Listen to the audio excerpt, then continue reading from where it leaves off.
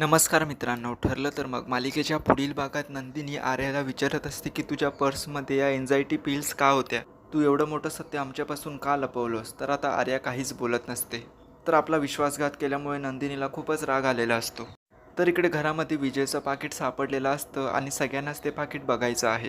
तर कुटुंबाची खेचाताणी सुरू असते आणि त्यानंतरच मार्लिनी ते पाकीट वसुंधराच्या हातून खेचून घेते. तर विक्रम मालिनीला सांगत असतो की ते पाकीट उघडून बघ नक्की त्याच्यामध्ये काय आहे.